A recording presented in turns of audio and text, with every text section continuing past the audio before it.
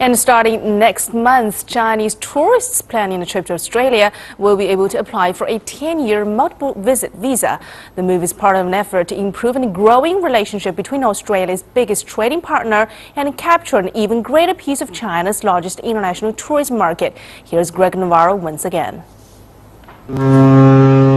Spend some time at Sydney's Circular Quay, surrounded by some of the country's most recognizable landmarks.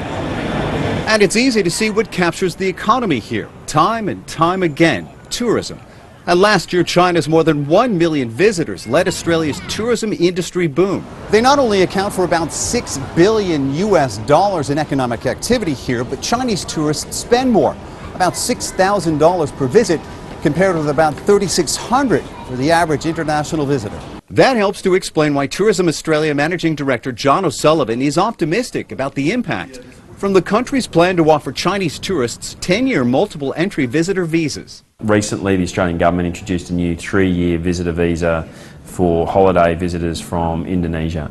Over the last few months, we've seen consistent double-digit growth in visitor numbers from that particular market. Under the new visa, visitors aren't allowed to work and can stay for up to 3 months at a time. More importantly, it allows for repeat visits. Then what that leads to is I guess the perception, if you like, of that visitor that, hey, I don't have to do everything in the first visit, or don't have to do everything, in this particular trip. I can come back multiple times. Including the US and Canada already offer 10-year multiple entry visas to Chinese tourists.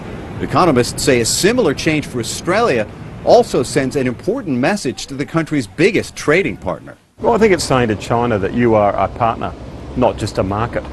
You're a partner of people. We want to form, long-term business relationships with you, not just a market where we sell our commodities to.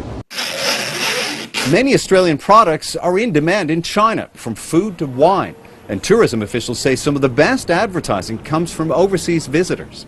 If I say to you that I've been to a particular restaurant or a particular destination and I had an amazing experience, you are then more inclined to take my recommendation over that of paid advertising. It's just a simple fact. Despite growing international competition, Tourism Australia hopes the new visas, along with an aggressive campaign early next year, will capture an even greater slice of the Chinese tourism market.